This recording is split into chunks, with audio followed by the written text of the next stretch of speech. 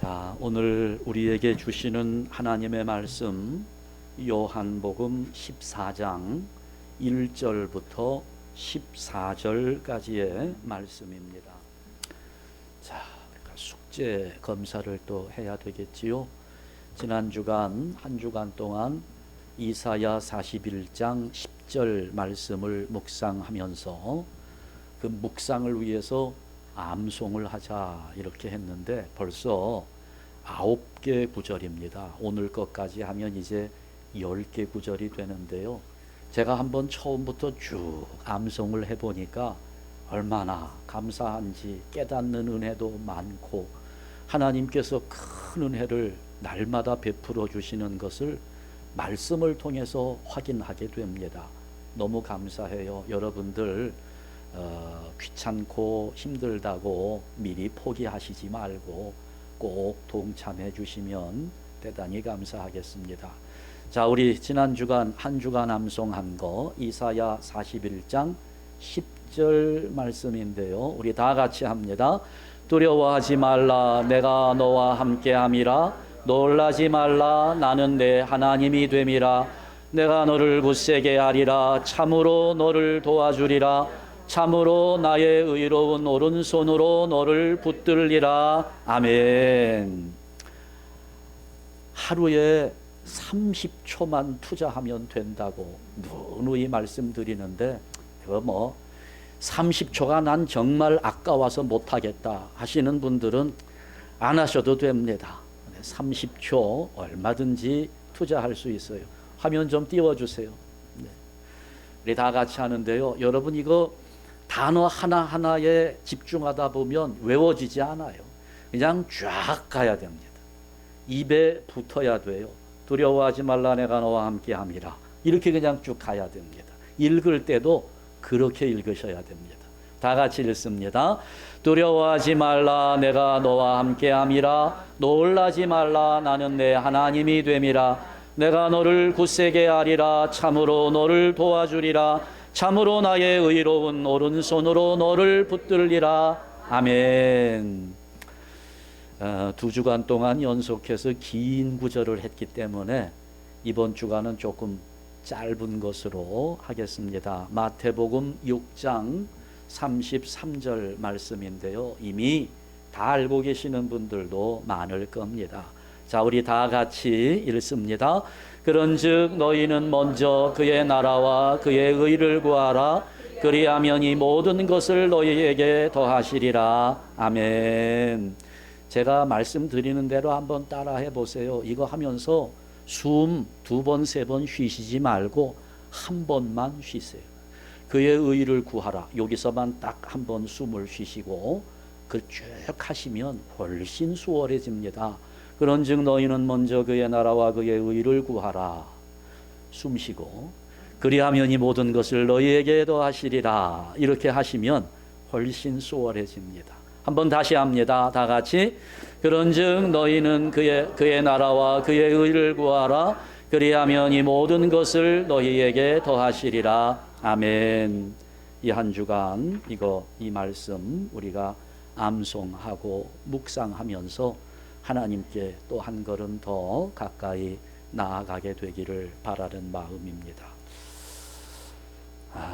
우크라이나를 러시아가 침공하면서 전쟁이 시작되었는데 아직도 끝날 기미가 보이지 않습니다. 혹시 우크라이나 전쟁에서 사망한 사람이 몇 명 되는지 알고 계시나요?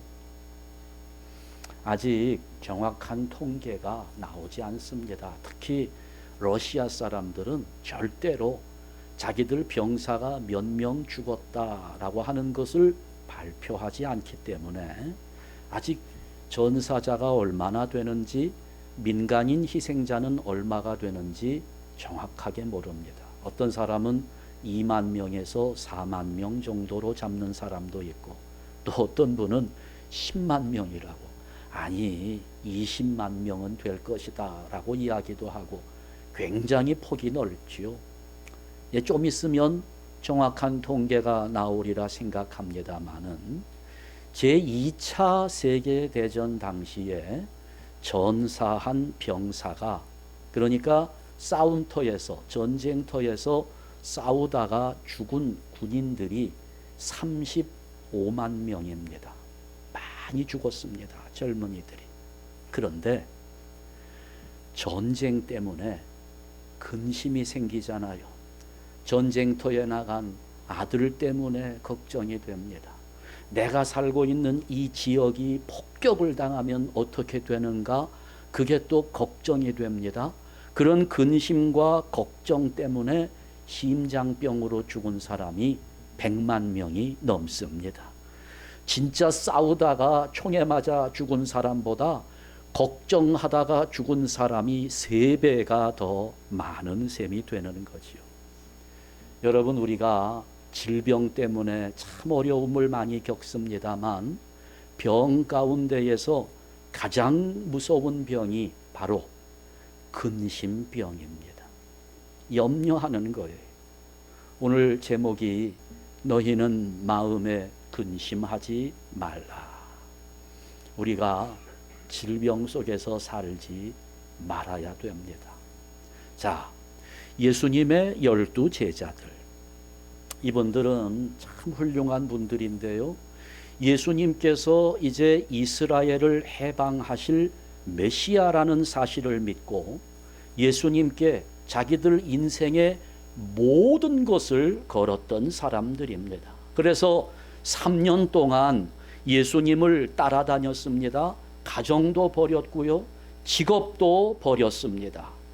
그런데 그렇게 자기들은 모든 것을 버리고 메시아처럼 보이는 예수님을 따라 3년 동안 다녔는데 그 예수님이 갑자기 내가 이제는 죽어야겠다는 겁니다. 예수님이 돌아가시겠다는 거예요. 내 인생을 걸었는데 인생을 건 그분이 이제 죽겠다고 얘기하니 제자들은 불안해졌습니다. 걱정에 휩싸였습니다. 아니, 그러면 내가 그동안 3년 따라다닌 것은 뭐며, 내가 가정도 버렸고 직업도 버렸는데 이건 다 어떻게 할 것이며. 그래 예수님께서 이렇게 근심하는 제자들, 이 제자들의 근심을 어떻게 좀 덜어줄 수 있을까 생각을 했나 봅니다. 그래서 주시는 말씀이 오늘 이 말씀입니다. 너희는 마음에 근심하지 말라. 이미 예수님이 아시는 거지요. 제자들이 무엇을 생각하는지, 왜 걱정하고 왜 근심하고 있는지를 아시는 주님께서 너희는 마음에 근심하지 말라.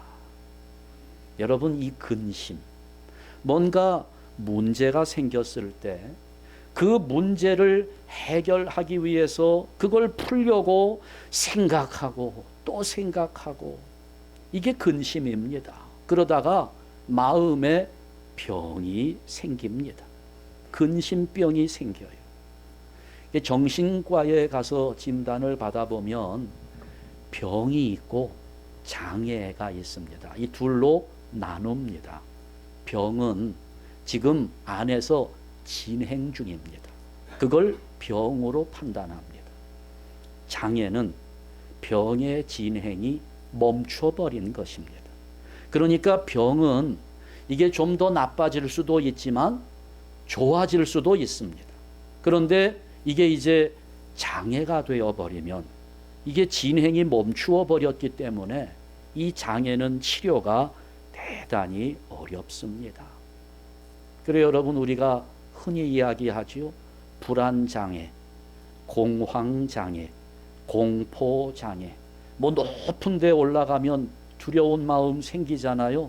고소공포증이라고 말합니다. 그거 공포장애입니다. 어떤 예전에 가졌던 사건들, 충격들, 이런 것들이 뭔가 마음의 트라우마로 남게 되면서 이제 그런 것만 생각하면 장애가 나타나는 거죠. 한 어부가 바다에 나가서 고기를 잡다가 심한 풍랑에 배가 뒤집히면서 목숨을 잃었습니다. 가족들이 장례식을 치릅니다. 아들이 3일장 장례식을 치르고 나서 그 다음 날 아버지가 탔던 그 배를 타고 또 고기를 잡으러 바다에 나갑니다. 주변의 사람들이 말렸어요.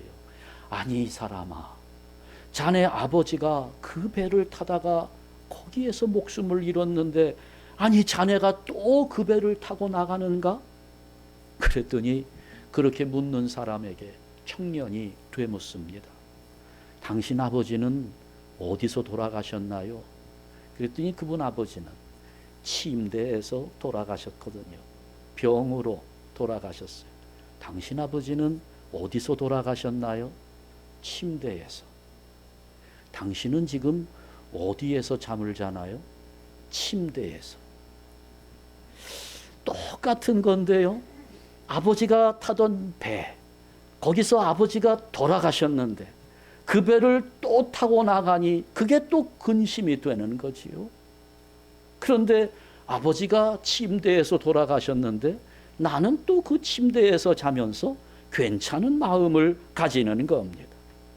여러분, 우리가 죽음을 걱정하는 분들이 의외로 많습니다. 근데 죽음을 염려하면 우리는 아무것도 할 수 없습니다. 어차피 여러분 죽을 거예요. 예. 여기 안 죽을 사람 있나요? 아이 목사님 누가 뭐라 그래도 나는 안 죽습니다 하는 분 계세요? 다 죽어요. 근데 왜 죽을까 봐 걱정합니까? 다 죽을 건데 죽을 것을 염려하면서 살아가는 우리들. 그러니까 여러분, 우리 안에 많은 장애들이 있어요. 살아오는 과정 속에서 만들어진 장애들이 얼마나 많은지 몰라요. 가지고 있는, 대부분 사람들이 가지고 있는데요, 강박장애라는 것이 있습니다. 이건 뭐냐면 자기 자신을 못 믿는 겁니다. 나를 못 믿어요. 여러분도 여러분을 못 믿잖아요. 지금도 집에서 내가 가스불 끄고 왔나? 끄고 나왔는지 안 끄고 나왔는지, 아니 내가 저 스트릿에 자동차를 세웠는데 내가 그 자동차 문을 잠궜나 안 잠궜나, 이거 자꾸 생각하다가 보면 100%입니다. 안 잠근 것 같아요. 그래서 막상 가봅니다. 가면 또 어때요? 100%입니다. 잠궈놨어요. 여러분, 오늘 가스 다 잠그고 나오셨습니까? 다 끄고 나오셨어요? 이게 궁금해지기 시작하면 이제 근심이 되지요. 그러면 예배 드리다가도 나가야 돼요. 나가서 이제 전화를 막 해야 됩니다. 집에 누가 있는지. 그런데 아무도 전화를 안 받아요. 그럼 어떻게 해요? 가야 돼요. 이게 강박장애라는 것입니다. 우리가 살면서 걱정 없이 살고 싶은데 그게 행복일 텐데 걱정 좀 안 하고는 살 수 없을까? 근심 없는 세상이 과연 우리에게는 주어지지 않는 것일까? 여러분, 오늘 보니까 우리 주님 말씀이 근심을 이길 수 있다는 겁니다. 근심에서 벗어날 수 있는데 그 근심을 이기는 비결이 있다는 거예요. 첫 번째, 근심을 해결하는 비결은 천국을 바라보고 사는 것입니다. 너희는 마음에 근심하지 말라. 하나님을 믿으니 또 나를 믿으라 말씀하시는 예수님께서 오늘 본문 2절과 3절 말씀을 주시게 되는데, 여기 보면 내 아버지 집에 거할 곳이 많도다. 여기 성경 구절 띄워주세요. 2절과 3절 말씀을 보게 되면 내 아버지 집에 거할 곳이 많도다. 그렇지 않으면 너희에게 일렀으리라. 내가 너희를 위하여 거처를 예비하러 가노니 가서 너희를 위하여 거처를 예비하면 내가 다시 와서 너희를 내게로 영접하여 나 있는 곳에 너희도 있게 하리라 말씀하시는 겁니다. 걱정하지 말라는 거지요. 내가 너희들이 거할 곳을 준비한다는 거예요. 예비해 놓았다는 것입니다. 걱정할 게 없어요. 요즘에 아파트 렌트비가 참 많이 오릅니다. 제가 처음 미국에 왔을 때하고 지금하고 비교해 보니까 2배 이상 오른 것 같아요. 그러면서도 이게 뭐 하늘 높은 줄 모르고 계속 치솟고 있습니다. 우리가 앞으로 천국에서 살 것을 생각하며 걱정할 필요가 없다는 것은, 오늘 우리가 이렇게 아파트 렌트비가 올라가면서 어려워지고 있는데 내 집을 가진 사람들은 어떤가요? 그 사람들은 아파트 렌트비가 올라가도 걱정되지 않습니다. 오히려 집값이 올라가면서 더 좋아할지 몰라요. 오늘 우리가 이 땅을 살아가면서 걱정할 필요가 없는 것은 천국에서 살 것이 예비되어 있기 때문입니다. 여러분 분명하게 믿으시기 바랍니다. 아멘 소리가 쥐 죽는 소리보다도 더 작게 들려요. 도저히 믿지 못하겠다는 그런 생각들이신 것 같아요. 세상 사람들 앞에서 우리가 천국을 이야기하면 사람들은 비웃습니다. 아니 당장에 내가 먹고 사는 일이 앞에 놓였는데, 발등에 불이 떨어졌는데 그거 뭐 예수 믿으면 다냐? 아니 천국이 아무리 좋아도 그건 나중 이야기 아니냐? 지금 당장이 급한데, 지금 내 눈앞이 캄캄하고 가슴이 답답하고 죽을 것 같은데, 죽으면 천국 간다니까요. 걱정할 거 없다는 겁니다.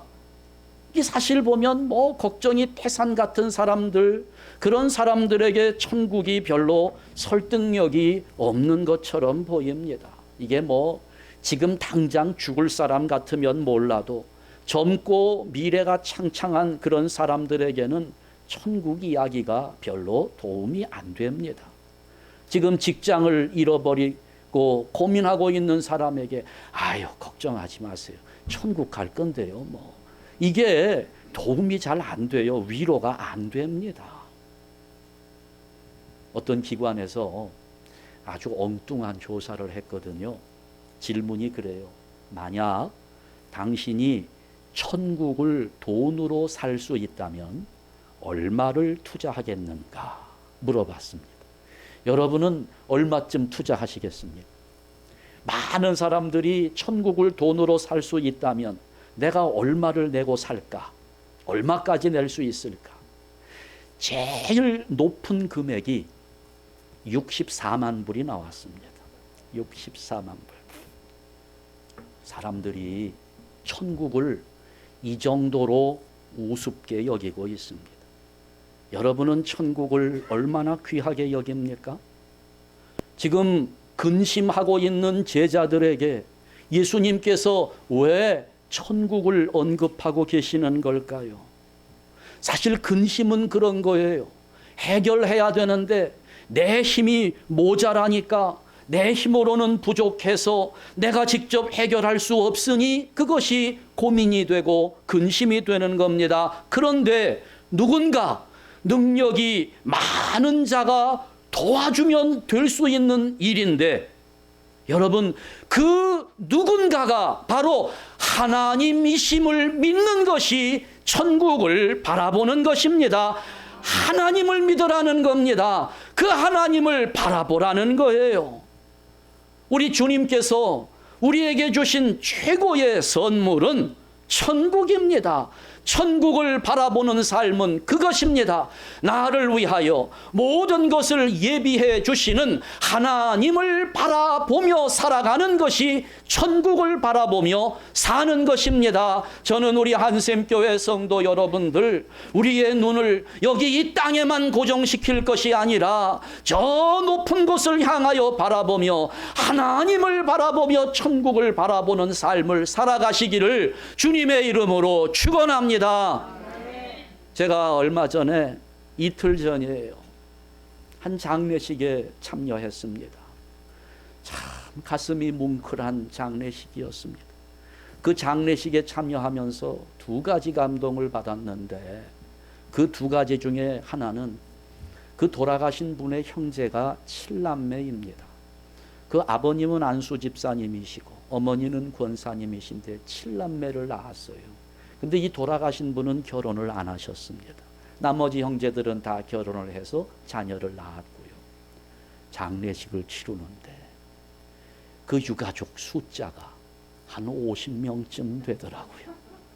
그 가문이 어마어마한 거예요. 예수 믿는 사람들이 아이를 7은 낳아야 되는구나 깨달았습니다. 요즘에 전도가 안 되잖아요. 여러분, 이슬람, 힌두교 왜 전도가 많이 되는 것처럼 보여요? 거기도 전도 안 돼요. 근데 왜 자꾸 숫자는 늘어납니까? 아이들을 한 12쯤 낳잖아요. 12, 14. 그냥 기하급수로 늘어나는 겁니다. 그러니까 여러분, 우리 회개합시다. 여기 아이 하나, 둘 이렇게 낳으신 분들 회개하시고 자녀들 교육시키면서 야, 최소한 4명은 낳아라. 참 감동이 되었어요. 유가족 숫자를 보면서 압도됐습니다. 또 하나는 그분의 삶입니다. 이분이 어린 시절 북한에서 남쪽으로 월남을 하다가 자세한 내막은 모르지만 넘어졌는지 어떻게 돼서 척추를 다쳤습니다. 그래 그 척추 안에 있는 신경들이 다 꼬였는지 장애를 입게 된 거예요. 그 당시 정신이 있었겠습니까? 치료도 제대로 하지 못한 채 평생을 그 장애를 안고 사는데 24시간 아프지 않은 때가 없었어요. 24시간 그 척추 안에 있는 신경 때문에 그 통증에 힘들게 살아가는데 그런 와중에도 자기처럼 장애를 입고 있는 사람들이 눈에 보입니다. 그들을 섬기는 거예요. 40년 동안 어떤 한 교회 장애인부를 만들고 거기에서 장애인들을 위해 40년을 헌신하다가 돌아가신 거예요. 여러분 24시간 아파 보셨나요? 1년 동안 아파 보셨습니까? 평생 그 고통 속에서 장애인들을 위해 헌신했던 그 전도사님 뭘 바라보며 살았겠습니까? 저는 확신이 들더라고요. 이분은 천국을 바라보며 사셨겠다. 확신이 들더라고요. 무엇이든지 이길 수 있는 겁니다. 천국을 바라보는 사람은, 하나님을 바라보는 사람은 어떤 것이든지 이겨낼 수 있는 겁니다. 하나님은 환난 날에 큰 도움이심을 믿고 그 하나님을 바라보며 살아가는 성도들, 그 성도가 우리 한샘교회 성도들이기를 주님의 이름으로 축원합니다. 이게 7절 말씀을 보니까 우리 예수님께서 이런 말씀을 주세요. 너희가 나를 알았더라면 내 아버지도 알았으리로다. 이제부터는 너희가 그를 알았고 또 보았느니라. 하나님을 안다는 거예요. 하나님을 봤다는 겁니다. 그랬더니 빌립이 계산을 잘하는 사람이거든요. 그냥 질문을 합니다. 주여, 하나님 좀 보여주세요. 보여주세요. 저도 빌립처럼 똑같은 질문 나도 하고 싶어요. 하나님이 좀 보여주셨으면 좋겠습니다. 한 번만이라도 내 눈으로 볼 수 있다면. 그렇잖아요. 하나님을 눈으로 볼 수 있다면 세상에 안 믿을 사람 아무도 없을 겁니다. 그랬더니 하나님 좀 보여달라는 빌립의 질문에 예수님 9절에서 이렇게 대답합니다. 예수께서 이르시되 빌립아, 내가 이렇게 오래 너희와 함께 있으되 내가 나를 알지 못하느냐. 나를 본 자는 누구를 봤어요? 아버지를 보았거늘 하나님을 봤다는 겁니다. 그러면서 11절 말씀에 이어지는데 내가 아버지 안에 거하고 아버지께서 내 안에 계심을 믿으라. 예수님과 하나님은 한 분이시기 때문에, 예수님 안에 하나님이 계시기 때문에 예수님을 보게 되면 하나님을 본 것이라는 말씀입니다. 하나님을 알게 된다는 겁니다. 여러분, 우리가 하나님을 보게 된다면 오늘 우리에게 있는 모든 문제들은 더 이상 근심거리가 되지 않을 겁니다. 더 이상 문제가 되지 않습니다. 그 하나님을 보기만 하면. 그런데 그 하나님을 보려면 어떻게 하면 된다고요? 예수님을 보면 된다는 거예요. 예수님을 보면 하나님을 본다는 겁니다. 눈에 보이는 하나님이 예수님이시라는 겁니다. 예수님 안에 하나님의 형상이 있어요. 그러니 근심이 있을 때 우리가 그 근심을 이길 수 있는 유일한 길은 주님을 바라보는 것입니다. 예수님을 바라보는 거예요. 예수님은 눈에 보이나요? 예수님을 꿈에서 볼까요? 어떻게 볼 수 있을까요? 십자가에 나를 위하여 달려 돌아가신 예수님을 바라보면 다 해결되는 것인데 예수님을 어떻게 봅니까? 이미 2000년 전에 이 땅을 왔다가 가신 분, 우리가 다시 볼 수 있는 날은 재림하시게 되는 그날이나 우리가 다시 볼 수 있게 될 텐데 어떻게 우리가 예수님을 볼 수 있겠습니까? 주님을 만나면 모든 슬픔이 사라지고, 그래 내가 주님을 만나 뵙기를 사모합니다. 한번 뵙기를 원합니다. 여러분, 우리가 기도 그렇게 열심히 하게 되면 우리 주님 반드시 나타나실 텐데, 만나 주실 텐데 어떻게 만나실까요? 어떻게 나타나실까요? 말씀으로 만나게 되는 것입니다. 말씀을 통해서, 여기 다 기록되어 있잖아요. 성경 말씀 복음서에 나타나 있는 이런 내용들, 이 속에 들어있는 내용들을 우리가 끊임없이 묵상하는 가운데 말씀 속에서 우리 주님을 만나게 되는 겁니다. 오늘 우리 기독교인들이, 우리 성도들이 왜 믿음의 힘을 잃어버렸는지 알아야 합니다. 말씀을 거부하기 때문에, 말씀을 무시하기 때문에, 말씀을 성경책 안에만 가둬두었기 때문에 오늘 우리에게 능력이 나타나지 않고 있는 겁니다. 저는 우리가 깨어나기를 바랍니다. 우리 한샘교회 성도들이 말씀을 통해서 주님을 만나고 하나님의 능력을 얻는 성도들이 되기를 주님의 이름으로 축원합니다. 하나님을 만나는데 예수님을 보면 되는데, 성경 안에서 말씀을 통해서 주님을 만날 수 있는데 말씀을 무시하니 예수님을 볼 수가 없고 하나님을 깨달을 수가 없는 겁니다. 말씀을 읽는 일, 말씀을 암송하는 일, 그 말씀을 묵상하는 일, 우리의 근심을 이길 수 있는 제1 비결이라고 하는 것 잊지 않기를 바랍니다. 두 번째, 근심을 해결하는 비결은 기도하는 것입니다. 기도해야 돼요. 14절 말씀입니다. 오늘 말씀의 결론과도 같은 부분이에요. 우리 다 같이 읽습니다. 내 이름으로 무엇이든지 내게 구하면 내가 행하리라. 아멘. 오늘 우리가 그래서 기도할 때마다 누구의 이름으로 기도합니까? 예수님의 이름으로 기도하는 겁니다. 그런데 여기 이렇게 내 이름으로 구하라고 했으니 예수님 말씀에 순종하면서 예수님 이름으로 기도하기도 하지만 우리가 예수님 이름으로 기도할 수 있는 것, 여러분, 뭔가 우리가 누구의 이름을 가지고 그것을 사용하려면 그 사람과 친분 관계가 있어야 되잖아요.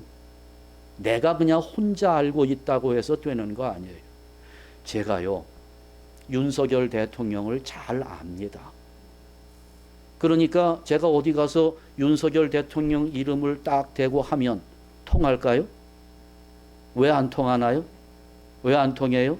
나는 잘 아는데 그분은 나를 모르기 때문에, 그 관계가 되지 않기 때문에 그 이름을 쓸 수 없어요.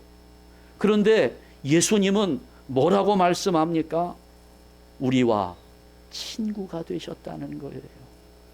요한복음 15장 15절 16절 말씀을 보니까 예수님이 그래요. 이제부터는 너희를 뭐라고 그랬다고요? 친구라. 예수님이 우리를 친구라고 불러주시는, 너무 송구합니다. 너무 부끄러워요. 아니 감히 예수님과 내가 친구 관계를 이룬다고? 있을 수 없는 이야기인데 예수님이 그렇게 해주신 거예요. 너와 나의 관계는 지금부터 친구 관계라는 겁니다. 내 이름으로 아버지께 뭐든지 구해라. 내가 너를 친구로 아버지께 얘기해 놨으니까 아버지가 다 들어주신다는 겁니다. 여기 미국의 남북전쟁 당시에 한 젊은이가 군대에 끌려갔습니다. 끌려갔다는 표현이 좀 그렇습니다만 하여튼 가기 싫은 군대, 전쟁하기 싫지만 갔어요. 이 청년이 그 전쟁 속에서 두려움을 이기지 못합니다. 탈영을 하고 말았습니다. 탈영을 하고 곧바로 체포가 되었고 결국 사형 선고를 받았습니다. 그 아버지 마음이 어땠을까요? 아버지는 이 슬픔을 어떻게 할 수가 없었어요. 매일 우는데 그 괴로움을 견딜 수가 없는 거예요. 어떻게 하면 아들을 살릴 수 있을까? 백방으로 알아봐도 길이 없는 거예요. 고민하다가 내가 대통령을 찾아가리라. 그 당시에 링컨 대통령이잖아요. 백악관 앞에 갔습니다. 들어가겠다고 했더니 막아섭니다. 절대로 못 들어갑니다. 3시간을 거기에서 신경질을 하는데 포기했습니다. 주저앉아서 길거리에서 통곡을 하며 울고 있는데 한 소년이 다가와요. 아니 아저씨, 왜 그렇게 서럽게 울고 계세요? 어린아이가 물어보니까 어처구니도 없었지만 어디 말할 데도 없으니 그 아이를 앉혀놓고 자기 심정을 다 얘기합니다. 내 아들을 위해서. 그랬더니 이 이야기를 들은 소년이 감동을 받았어요. 아저씨, 저를 따라오세요. 그래가지고 이 아이가 이 아저씨를 데리고 백악관으로 들어가는 거예요. 그 경비가 일단 딱 막아섰는데 이 아이가, 이 아저씨는 제가 모시고 들어가는 거예요. 그랬더니 경비가 그냥 길을 확 열어주고 들어간 거예요. 이 아저씨가 어리둥절해갖고 뒤를 그냥 가만히 따라가는데 가는 곳까지 가보니 대통령 집무실 앞에 똑똑 하더니 그냥 문 열고 아이가 들어가는 겁니다. 그러면서 그 안에 일을 하고 있던 링컨 대통령에게 이 아이가 그렇게 말합니다. 아빠, 이 아저씨 얘기 좀 들어주세요. 너무 가슴이 아파요. 여러분, 바로 그거잖아요. 이 소년이 대통령 앞에 당당하게 설 수 있었던 것은 아들이었기 때문입니다. 오늘 우리가 하나님 앞에 설 수 있는 이유는 예수님께서 우리를 친구라 해 주셨기 때문입니다. 그 이름으로 나아가는 거예요. 그 이름으로 기도하는 겁니다. 내가 잘나서, 내가 뭐 공로가 많아서요. 아이고 주님, 내가 일평생 70년 주님을 위해 헌신했잖아요. 여러분, 그 명함 가지고 안 돼요. 예수님 이름 가지고 나아가는 겁니다. 마틴 루터가요, 밥을 먹는데 그 식탁 밑에 개가 앉아 있었어요. 그 개가 식탁 아래에서 마틴 루터 식사하는 모습을 쳐다보는데요. 빵을 집으면 개가 빵을 보는 거예요. 고기를 집으면 고기를 보고, 입으로 가져가면 입을 보고, 빵 보고, 고기 보고. 식사 시간 내내 그것만 보는 거예요. 개가 거기 앉아가지고. 그래서 빵을 보고, 고기를 보고, 입을 보고, 빵을 보고. 그 루터가 너무 불쌍해가지고 고기 한 점을 줬대요. 그랬더니 이 개가 얼마나 맛있게 먹는지. 그때 루터가 무릎을 치면서 깨달으며 하나님 앞에 결단을 했답니다. 이 개가 빵 조각을 쳐다보는 것처럼, 고기 조각을 쳐다보는 것처럼 나는 하나님만 바라보아야 되겠다. 이 개는 이 고기 조각을 쳐다보는 동안에는 그 어떤 다른 생각도 하지 않고 있는데 나는 하나님만 바라보고 하나님만 생각하리라. 여러분, 기도는 그겁니다. 집중하는 겁니다. 하나님만 바라보는 거예요. 그런데 우리는 머리가 너무 복잡해. 기도하는데도 하나님 바라보다가도 금방 남편 생각도 났다가, 그러면 또 부여도 침 위로 올랐다가, 자녀도 생각이 났다가 막 또 화가 나기도 하고. 기도는 집중하는 겁니다. 여러분, 근심이 있잖아요, 우리에게. 그럴 때 그거 하나님께 기도하고 다 맡겨버리시기 바랍니다. 사도 바울이 빌립보서 4장 6절 7절 말씀에서 그렇게 말하잖아요. 아무것도 뭐 하지 말고요? 염려하지 말고 다만 모든 일에 뭐로요? 기도와 간구로 너희 구할 것을 누구에게? 하나님께 아뢰라. 그리하면 모든 지각에 뛰어난 하나님의 평강이 그리스도 예수 안에서 너희 마음과 생각을 지키시리라 하시잖아요. 근심이 사라집니다. 염려할 필요 없는 겁니다. 하나님이 지켜주시기 때문에. 기도는 고통을 일시적으로 멈추게 하는 진통제가 아닙니다.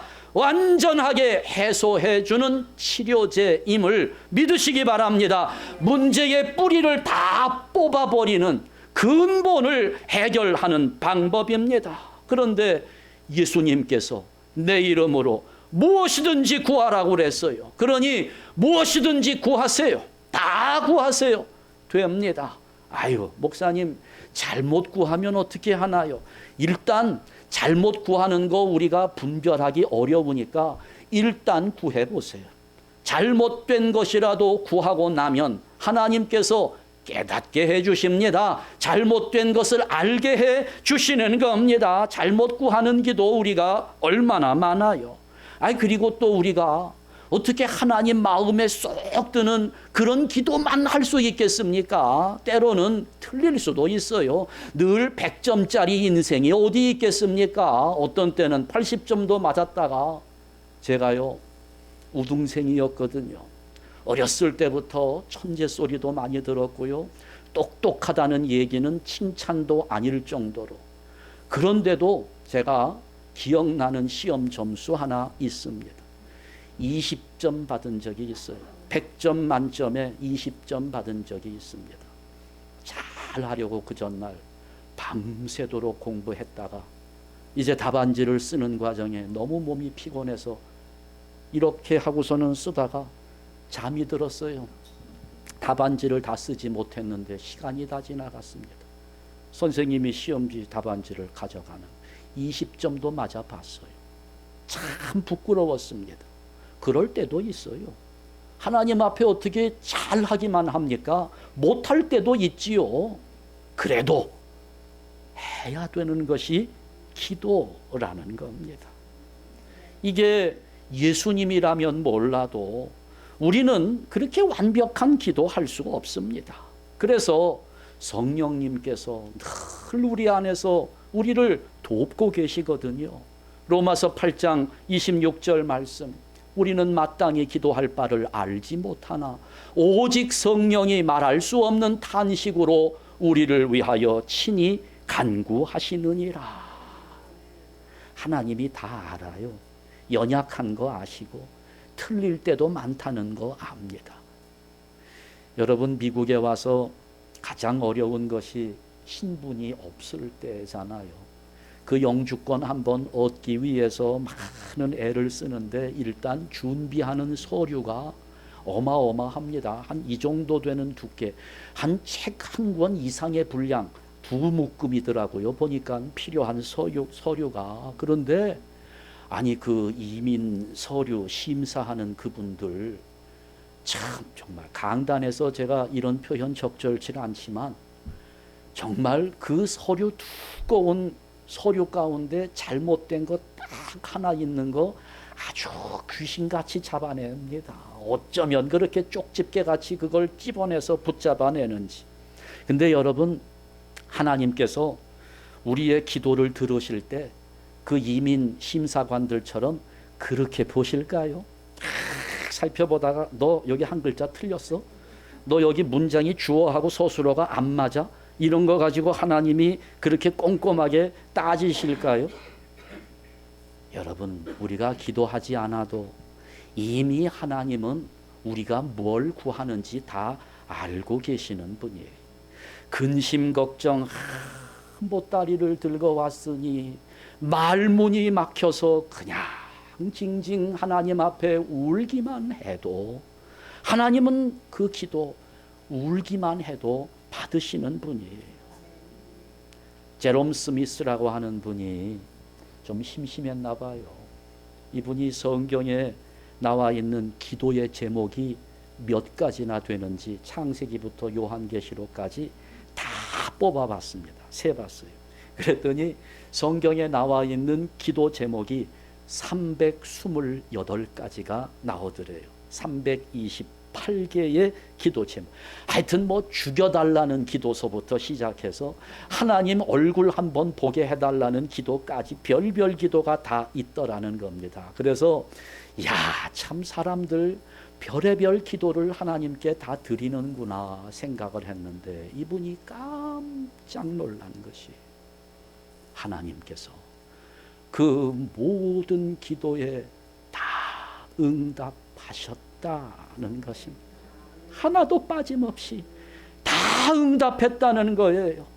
여러분, 유창하게 기도하든 유창하지 못해서 말을 더듬으며 어눌하게 기도했다 할지라도 괜찮습니다. 하나님은 그래도 응답하시는 분이심을 믿으시기 바랍니다. 어떤 교회에 금요기도회를 하는데요, 자꾸 사람들이 줄어들어요. 처음에는 많아서 본당에서 기도회를 하다가 나중에는 사람들이 안 모이니까 점점 작은 방으로 옮겨서 모인답니다. 이유를 물었어요. 목사님이 대답하는데 금요기도회 시간에 모여서 기도회니까 기도해야 되잖아요. 우리 통성으로 기도합시다. 통성으로 끝난 다음에 무슨 권사님 마무리 기도해 주세요. 뭐 누구 장로님 기도해 주세요. 집사님 기도를 자꾸 돌아가면서 시키니까 그게 부담스러워 가지고 안 모이더라는 거예요. 여러분, 기도는 누구에게 합니까? 누구 들으라고 합니까? 기도를 잘 못했으면 누구에게 부끄럽습니까? 왜 그런데 사람들에게 부끄러워합니까? 기도는 하나님 앞에서 하나님께 드리는 것이기 때문에 내가 기도를 유창하게 했다고 해서 사람들 앞에 자랑거리가 될 수 없는 것일 뿐만 아니라 내가 기도하면서 기도 말문이 막혔다고 할지라도 사람들 앞에 부끄러워할 이유가 없다는 것을 알아야 합니다. 여러분, 얼굴 보면 대충 알아요. 기도하면서 사시는지 기도 안 하는 분인지 얼굴 보면 대충 각이 나옵니다. 편치 않지요? 감사함도 없어요. 늘 불만스러운 표정입니다. 근심, 걱정 얼마나 많아 보이는지 몰라요. 두려움에 사로잡혀 있어요. 활기가 없습니다. 그런데 우리 한샘교회 교인들은 얼굴을 보니까 참 밝아요. 예쁘고 잘생기고 그래서 하나님께 감사합니다. 기도하는 자들이기 때문에 그런 겁니다. 기도 안 하면 여러분 금방 티납니다. 아마 여러분이 저를 보실 때도 마찬가지라고 생각해요. 제 얼굴 보면서 아이고 저 목사가 지난 주간 기도 안 했구나 하는 게 얼굴에 보일 수 있을 거예요. 그래서 저는 그 얼굴 보이기 싫어서 날마다 열심히 기도합니다. 여러분, 우리 기도하자고요. 근심을 떨어낼 수 있는 비결입니다. 14절 말씀. 오늘 설교 좀 길어 죄송합니다. 이 구절 우리 다 함께 읽으면서 오늘 설교 마무리하겠습니다. 다 같이 읽습니다. 내 이름으로 무엇이든지 내게 구하면 내가 행하리라. 아멘. 하고 싶은 얘기가 더 많았습니다만 다음 주에 이어서 하겠습니다. 기도하겠습니다. 하나님 아버지, 감사합니다.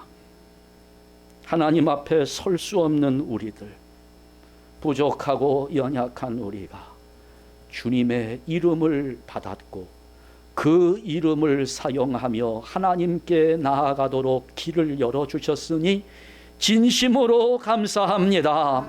아버지, 그런데 여전히 우리 마음에는 근심이 가득하고 걱정, 염려 때문에 얼마나 마음의 불안함이 찾아오고 있는지 하나님은 우리에게 분명하게 말씀하셨는데 두려워하지 말라, 내가 너와 함께함이라. 놀라지 말라, 나는 내 하나님이 됨이라 말씀하셨는데 여전히 두렵습니다. 아버지여, 이제 다시 한번 주님의 말씀에 귀를 기울입니다. 너희는 마음에 근심하지 말라. 하나님을 믿으니 또 나를 믿으라.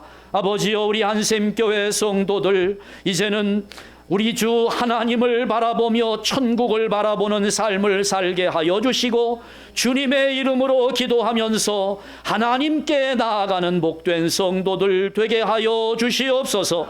예수 그리스도의 이름으로 기도하옵나이다. 아멘.